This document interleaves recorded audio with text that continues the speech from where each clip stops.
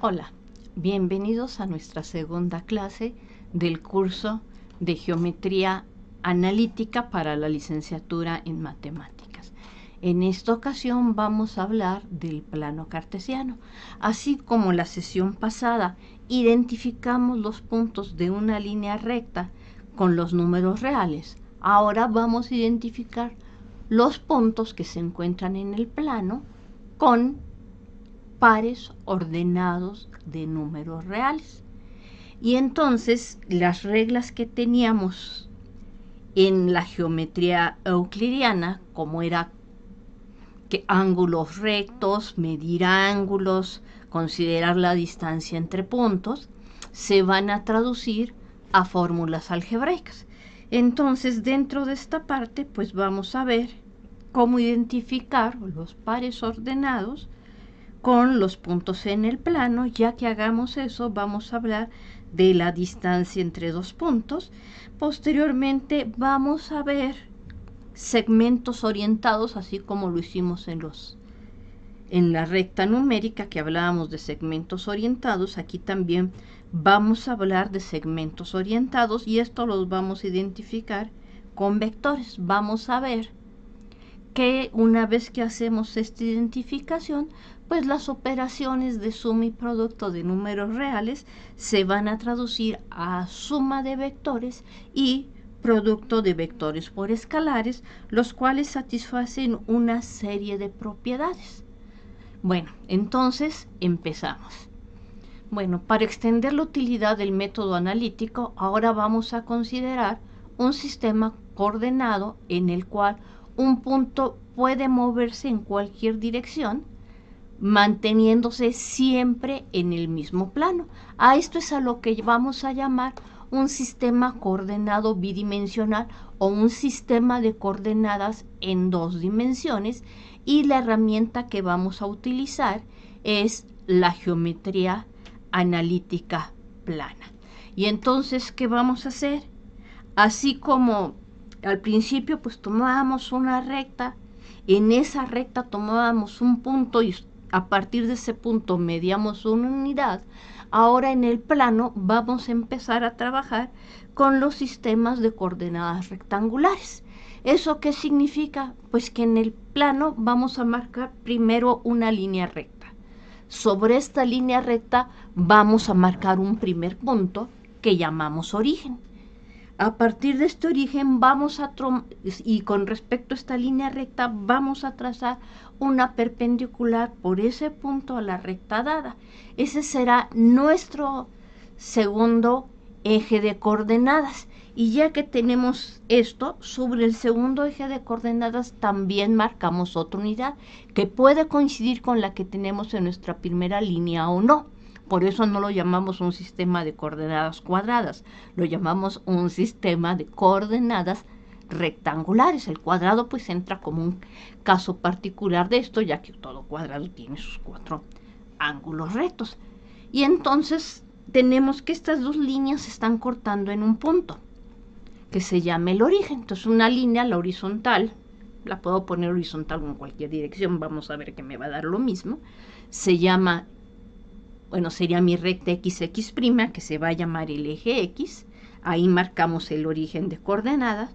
Sobre esta trazamos una recta Y', que lo vamos a llamar el eje Y. Y en ambos estamos tomando nuestras unidades. Cuando estemos en la línea horizontal a la derecha del origen, lo que vamos a decir es que estamos tomando las unidades positivas, y arriba en el eje X y arriba del origen estamos considerando las unidades positivas en el eje Y. Entonces, básicamente, aquí estoy usando la misma unidad en el eje X que en el eje Y. Es un sistema de coordenadas rectangulares. El punto donde se están cortando perpendicularmente es el que llamamos el origen. Y como todo punto en esta línea recta horizontal se corresponde con un número real, pues ya simplemente marco los puntos. Y también, como esta es una línea recta, Cuando estudiamos línea recta no dijimos que tenía que ser horizontal, vertical u oblicua. Simplemente tomamos esta otra línea recta, marcamos aquí la unidad que consideremos conveniente y que vamos a obtener, así como todo elemento de esta línea se corresponde con un número, todo elemento en esta otra línea también se corresponde con un número, pues vamos a obtener que todo punto en este plano se corresponde con un número real. ¿Cómo vamos a hacer esto? Bueno, pues si tomamos un punto arbitrario en este plano, por este punto, vamos a marcar aquí un punto arbitrario en este plano, aquí lo estoy marcando, trazamos una línea perpendicular por este punto al eje de las X. Trazamos también una línea perpendicular por este punto al eje de las Y. Entonces aquí ya las tengo pretrazadas, por eso lo tomé ahí, si no me voy demasiado chueco. Y entonces este punto del plano corresponde al par ordenado 2,3. Si me tomo un punto por acá y trazo las perpendiculares, entonces primero vamos a poner el valor que le corresponde sobre el eje de las X, que sería el menos 4, y luego sobre el eje de las Y, en este otro caso, también es menos 4. Si lo tomo por aquí, el punto, y tomo las proyecciones perpendiculares, con respecto al eje X, que es el que va primero, le corresponde el valor 5, con respecto al eje de las Y, le corresponde el valor menos 2. Y si me tomo un punto de por aquí, digamos este, en el eje de las X, la proyección le corresponde el punto menos 1 en el eje X, y en el eje Y le corresponde el punto más 4. Y bueno, esto lo podemos hacer sin necesidad de que las entradas que estamos poniendo sean números enteros. Entonces podríamos poner cualquier otro punto en nuestro plano que no tiene que caer sobre la cuadrícula. Entonces, por ejemplo, por aquí, tomar las proyecciones perpendiculares con respecto a cada uno de los ejes. Aquí vamos a obtener un valor que sería un X1, aquí vamos a obtener otro valor que sería un Y1, y este corresponderá al par ordenado X1, Y1, tal y como lo han estudiado, yo creo que desde la secundaria. Bueno, antes eso se veía desde secundaria, ahora no sé si es secundaria o nivel bachillerato, pero así es como estamos identificando los pares ordenados. Entonces, esto es lo que acabamos de decir, lo de trazar las líneas rectas, considerar los segmentos dirigidos. Entonces, la línea horizontal es el eje de las abscisas, la línea vertical es el eje de las ordenadas, y a cada punto en el plano le estamos haciendo corresponder un par ordenado, y a cada par ordenado de números reales, bueno, pues trazamos ahora. De acuerdo con esto, si me dan, por ejemplo, el par ordenado 3,7, ¿qué vamos a hacer? Localizamos aquí el punto 3, ya lo hicimos. Y por esta trazamos esta perpendicular. 4, 5, 6, me va a tocar acá arribita. Entonces déjenme cambiarlo por uno que sí esté dentro de la cuadrícula. No es que no lo pueda hacer más allá, es que se me sale de la pantalla. Entonces vamos a marcar el 3,6. Aquí marcamos el 3, 4, 5, el 6 correspondería a este punto en el eje de las Y. Trazamos una perpendicular al eje de las Y que pasa por el punto 6, sería esta línea de acá arriba, una perpendicular al eje X que pase por 3, que sería esta línea de aquí, y el punto donde se están cortando estas líneas corresponde al par ordenado 3,6. Entonces, ¿qué estamos haciendo con esto? Pues estamos diciendo que obtenemos una correspondencia biunívoca, es decir, tenemos una función biyectiva entre los puntos del plano y los pares ordenados de números reales, que queda representado por el conjunto R2. Acuérdense que R2 es el conjunto que nos determina los pares ordenados de números reales. ¿Ok? Muy bien. Entonces, ya que tenemos esto, entonces aquí ya dijimos qué es lo que podemos hacer. Y entonces recuerdo que dos pares ordenados coinciden si y solo si coinciden coordenada a coordenada. Entonces aquí en el eje X pintamos el punto donde la abscisa vale A, y en el eje Y tomamos un punto cuya ordenada representa el número real B. Pues aquí en realidad tenemos simplemente A, identificando con la recta numérica. Aquí tenemos el número B, y trazamos estas perpendiculares, pues estamos obteniendo el punto AB. El punto AB y el punto BA, o sea, si aquí marco ahora B, quedaría por aquí, y el punto A quedaría hasta por acá arriba. Entonces el punto de coordenadas B, A es un punto completamente distinto al A, B, a menos que A y B coincidan. ¿Ok?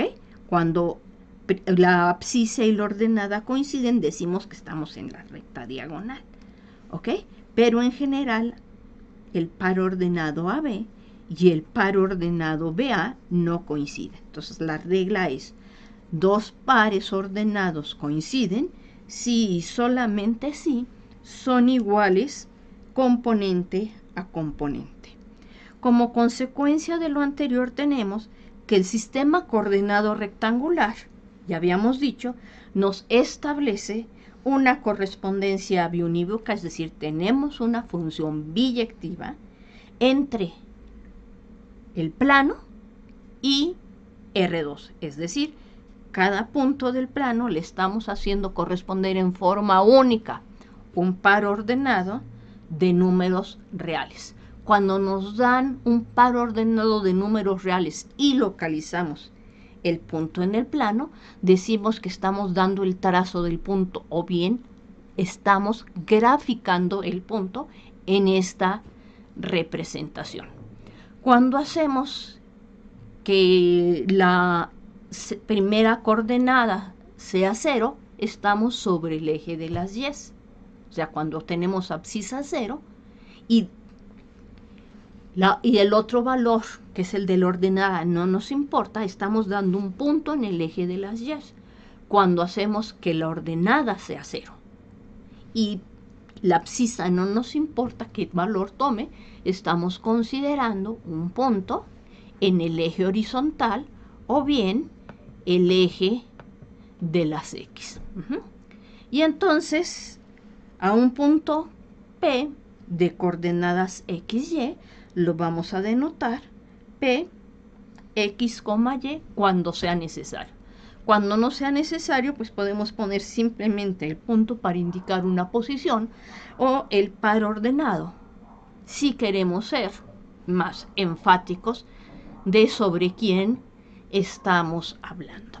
Bueno, como pueden ver, estas dos líneas, este eje de las abscisas o eje X, este eje de las ordenadas, también llamado eje Y, nos está dividiendo el plano en 4 regiones. La región 1, que corresponde a los pares ordenados de números reales, donde la abscisa y la ordenada son números positivos, es el primer cuadrante. El segundo cuadrante es aquellos donde la abscisa es negativa y la ordenada es positiva.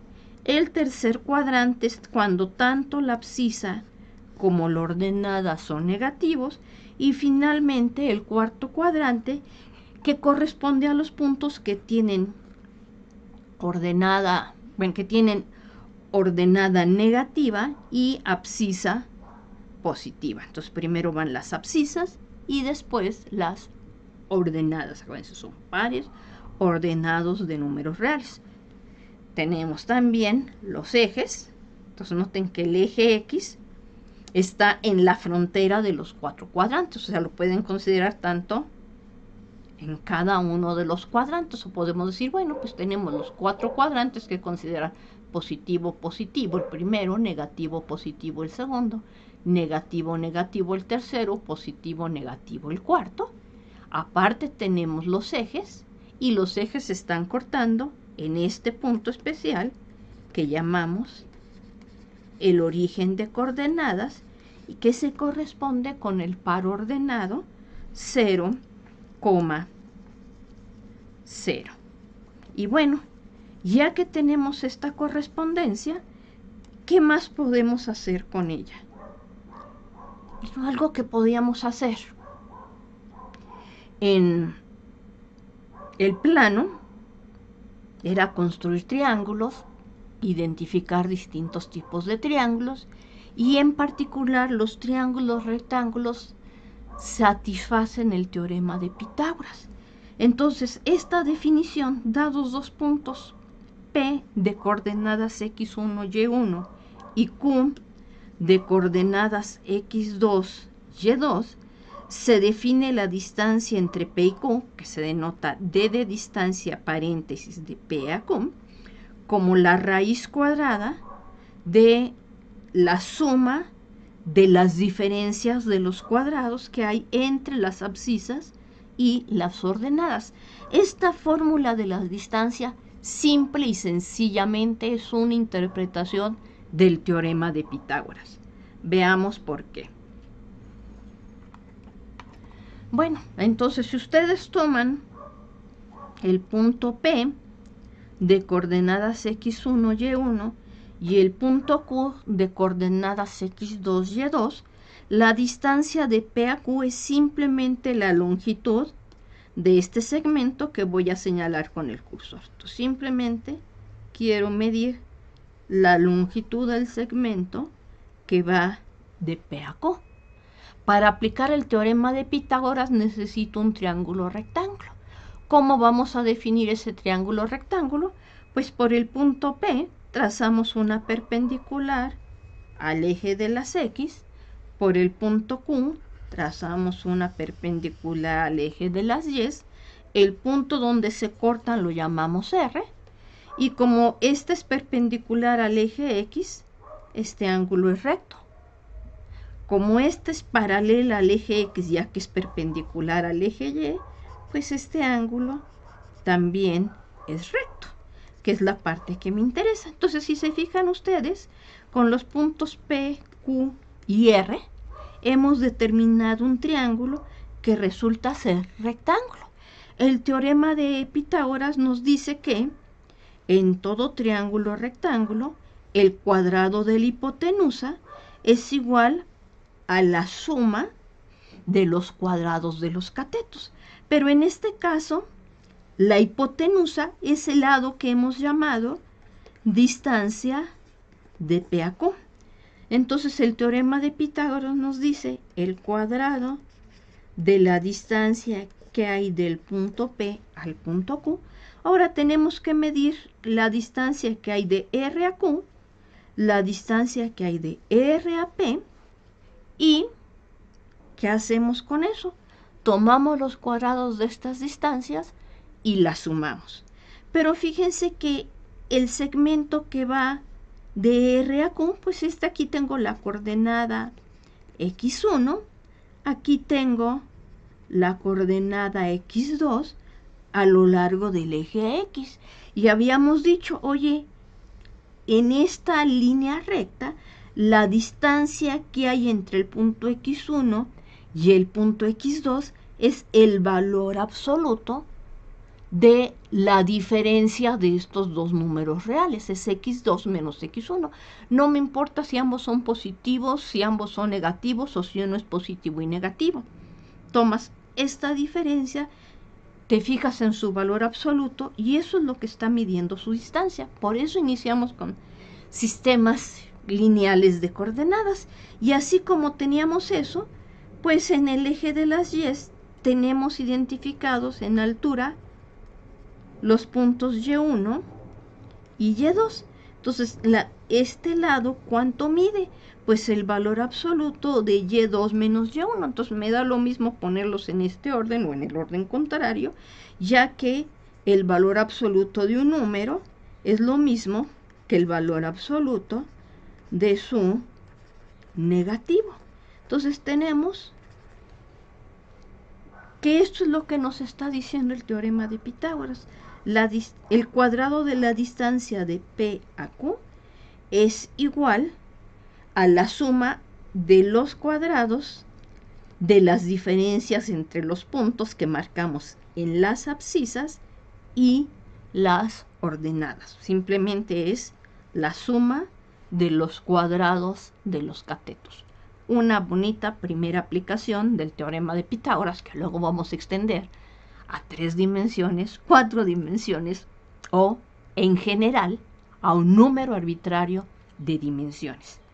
Pero la fórmula de la distancia, pues acabamos de ver que no es otra forma que leer el teorema de Pitágoras. Hay que recordar que lo que estaban tratando de hacer era generar un modelo de la geometría euclidiana, pero con lenguaje algebraico, de manera que todas las propiedades de la geometría euclidiana se cumplieran aquí y las pudiéramos interpretar algebraicamente.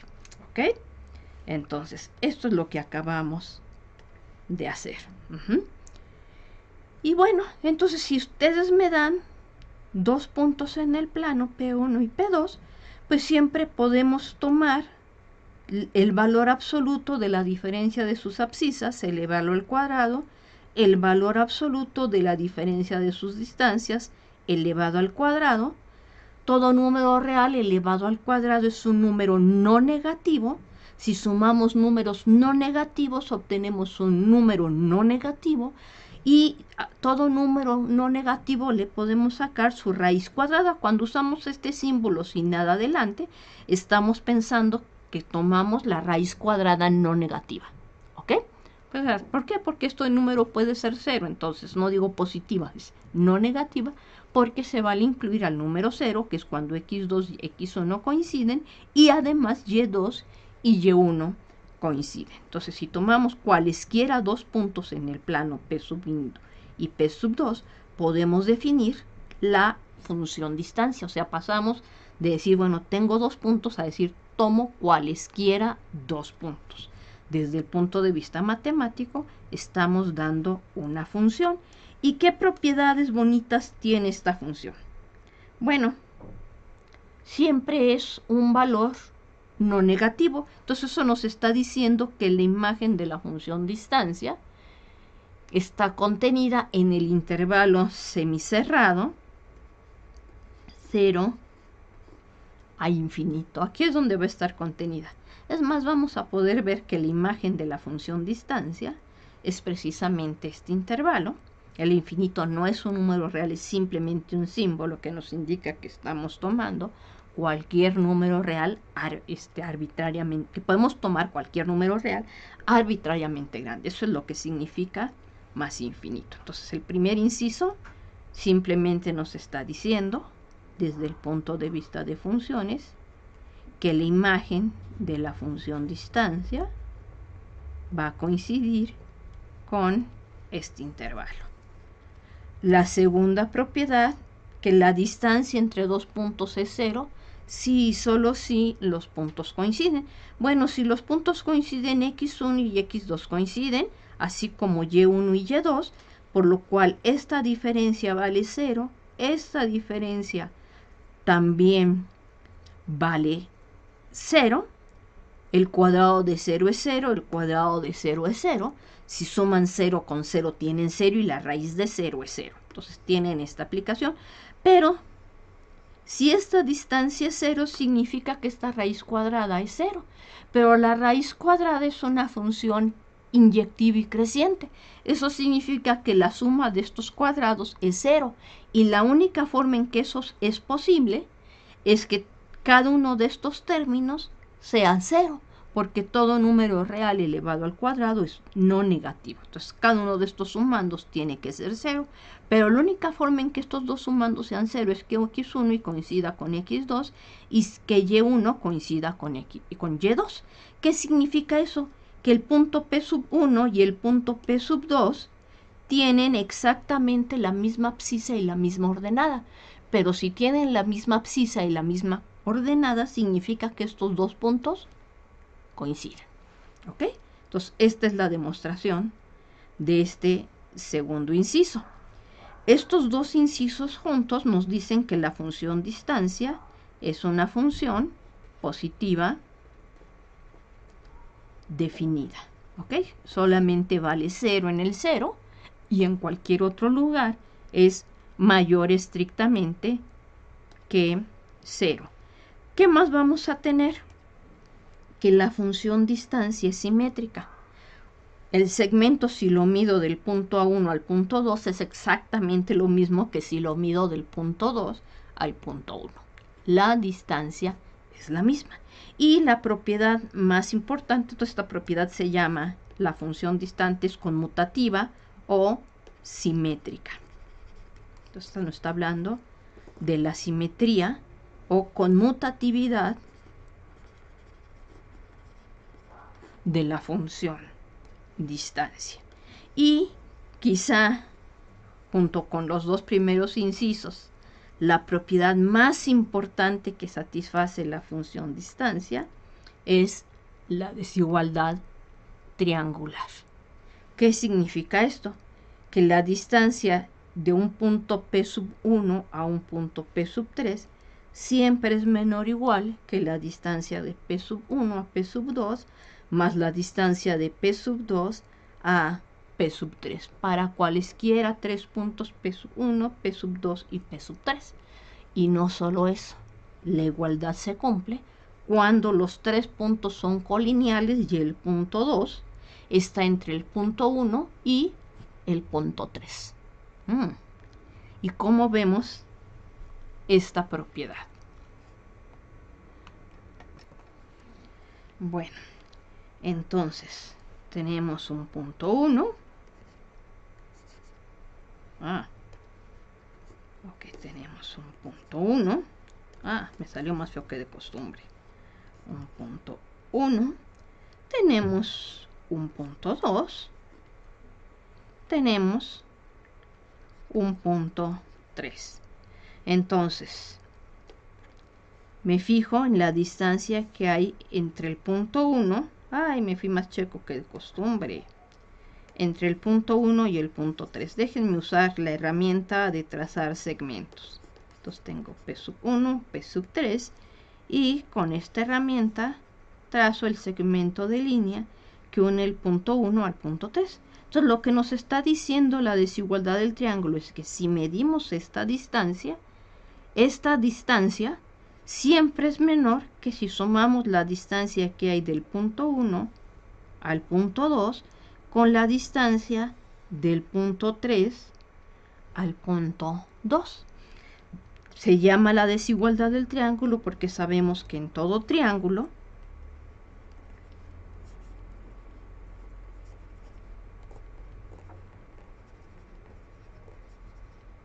la suma de cualesquiera dos lados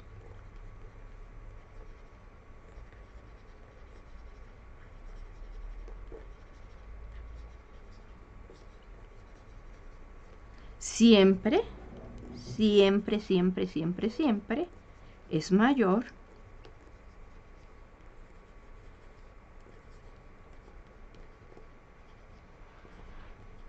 que el tercer lado. Entonces es un teorema de la geometría de Euclides que queremos que se cumpla, y este teorema es lo que se está escribiendo como la propiedad: la distancia de P1 a P sub 3 es menor o igual que la distancia del punto 1 al punto 2 más la distancia del punto 2 al punto 3. Y aquí pues me da lo mismo quién se quiere llamar 1, 2, 3 o 1, 3, 2 o 1, 2, 3. Me da lo mismo, el orden que los pueden poner es exactamente la misma.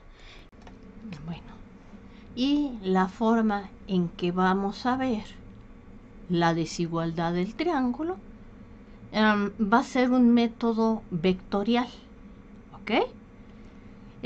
Prefiero hacerlo en el método vectorial que en esta forma, porque el enfoque que le quiero dar al curso, como ya mencionamos en nuestra sesión pasada, es un enfoque vectorial, ¿ok? Más que puntual, quiero usar un enfoque vectorial. Entonces ya dijimos desde el punto de vista de la geometría de Euclides que esto es simplemente la traducción de uno de los teoremas de la geometría euclidiana.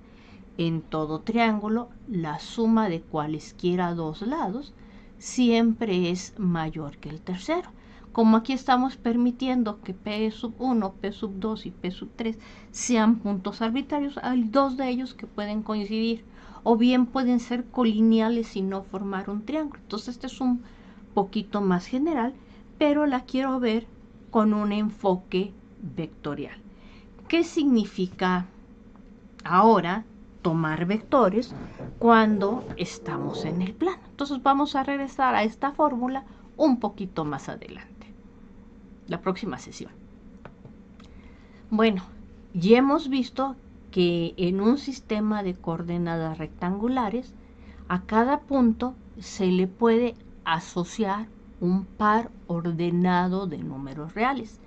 Sin embargo, esto también lo podemos pensar como un desplazamiento. ¿Cómo vamos a hacer eso?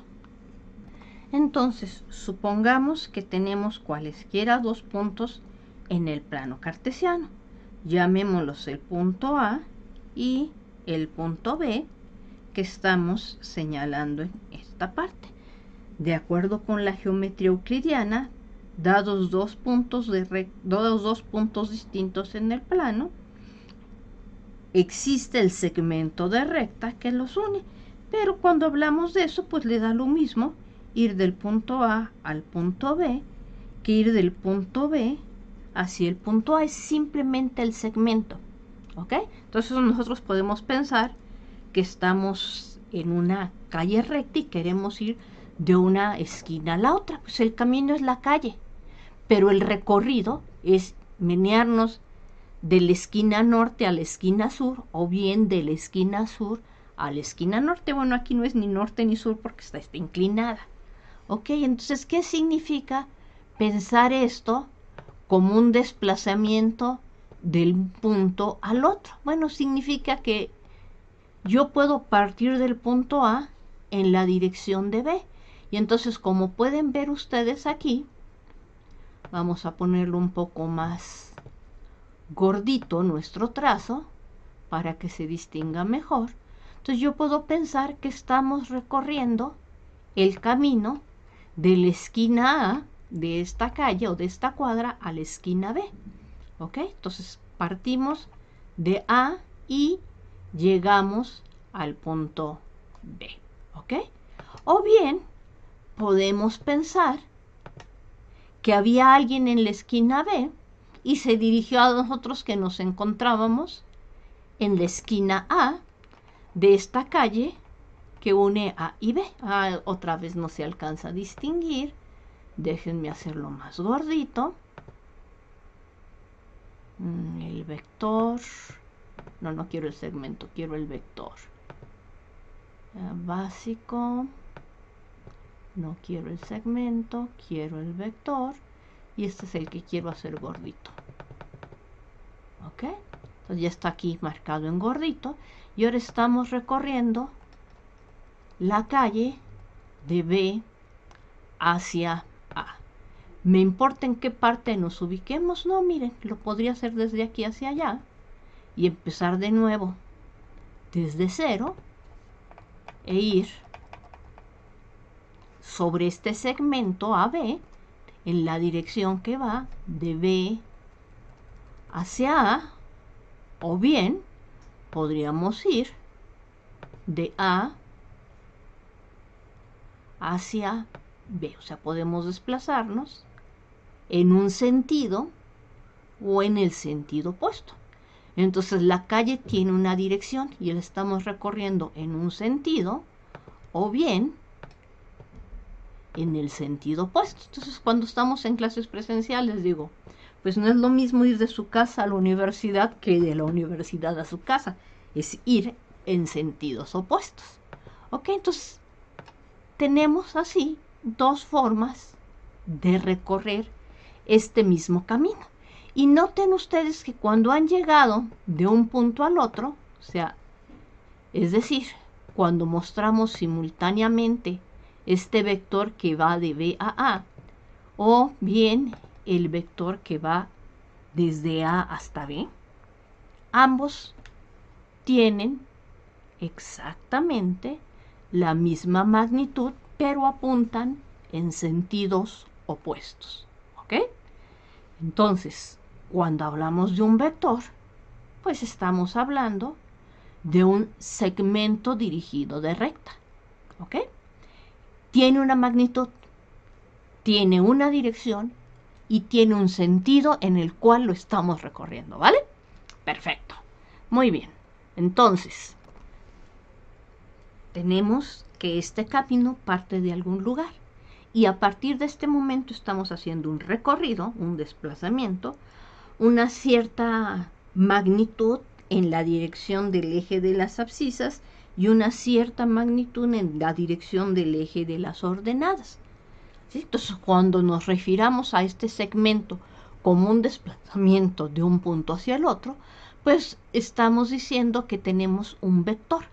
La palabra vector viene del griego, no me acuerdo si es griego o latín, que significa vector desplazamiento, ¿sí? Así como el enemigo de vector, ¿sí? Simplemente es un desplazamiento. Y así como estábamos indicando que íbamos del origen al punto de coordenadas XY, pues ahora puedo suponer que voy del origen a un punto XY, pero siguiendo esta trayectoria. ¿Ok? Que fue lo que mostramos hace un momento con el programa GeoGebra.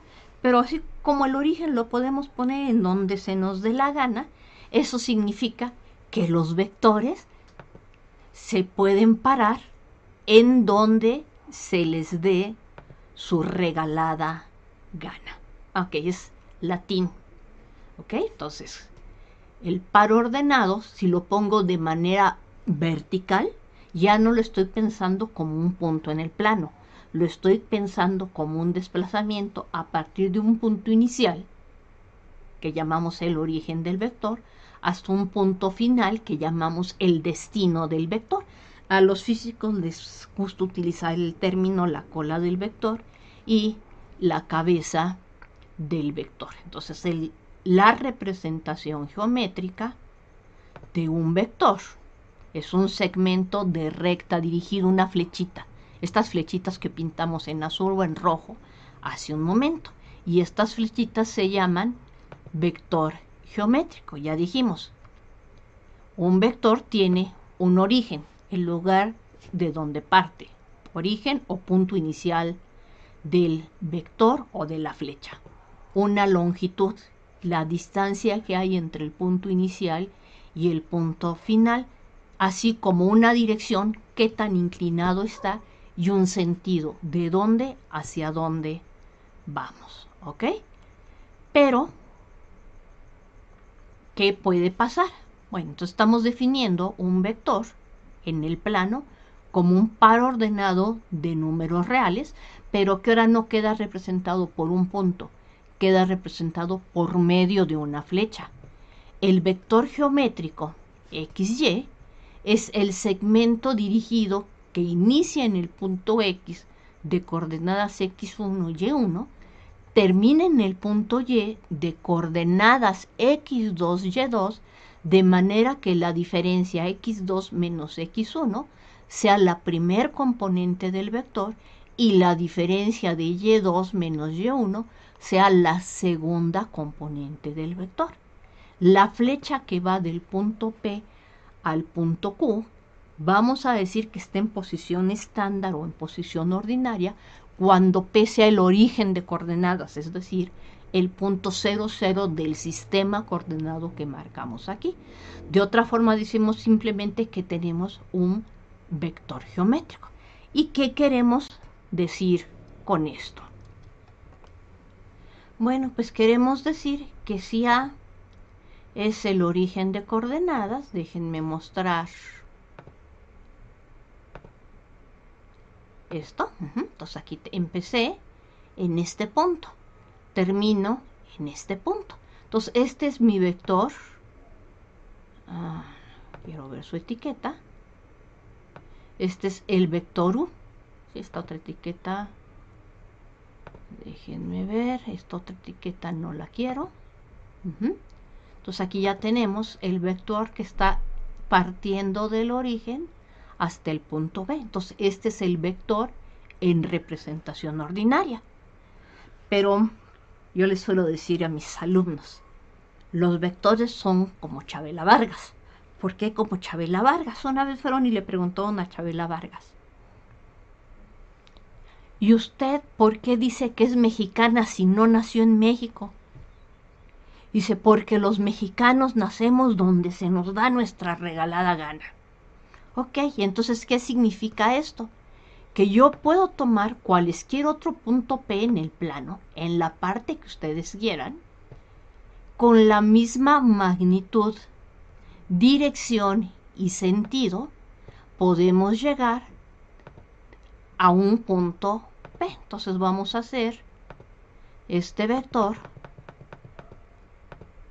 más gruesecito para que lo distinga. Entonces fíjense que tengo exactamente una flecha que tiene la misma magnitud que el vector U, la misma dirección y avanza en el mismo sentido.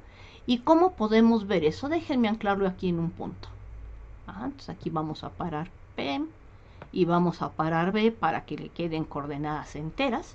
Entonces el vector U parte del punto A y llega hasta el punto B, que en este caso tiene coordenadas, vamos a decirle que me dé su nombre y su valor, menos 12, menos 7, ¿ok? Entonces, ¿qué significa? Que si yo me fijo en las coordenadas del punto P, es decir, si yo le digo, oye, muéstrame tu nombre y tu valor, menos 3 más 10, y le pido exactamente lo mismo al punto Q, dice, es menos 15,3. Si ustedes hacen menos 3 y se fijan en menos 15 y toman el punto final, que es el punto Q, toman las coordenadas del punto Q, que es el punto final, y le restan las coordenadas del punto P, entonces, ¿qué van a tener? Pues van a tener menos 15 menos 3, que va a ser la primer componente de este vector. Y luego su segunda componente, ¿quién va a ser? Va a ser 3 menos la segunda componente del punto P, que es 10. Entonces, ¿en qué dirección está yendo esto? Pues está yendo en la dirección menos 15 menos menos 3 es menos 15 más 3, es menos 12, y luego 3 menos 10 es menos 7. ¿Ok? Entonces, a final de cuentas, es el menos 12 menos 7. Entonces, si yo aquí le pido que me dé las propiedades del objeto, entonces ahora quiero que me dé cómo se llama este vector, su nombre y su valor, nombre y valor. Oye, me está diciendo que este vector que tengo aquí y este vector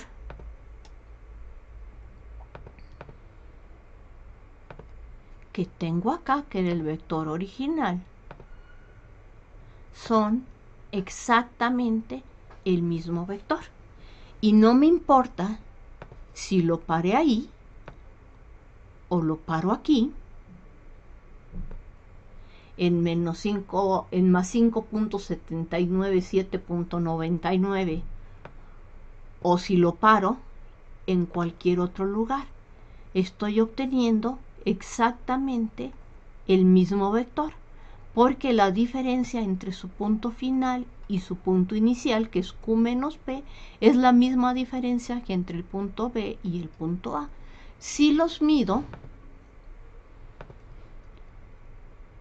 o sea, si mido la longitud o la distancia que hay entre el punto P y el punto Q, ahí dices 13.89, es exactamente la misma que la que hay entre el punto A y el punto B. No solo eso,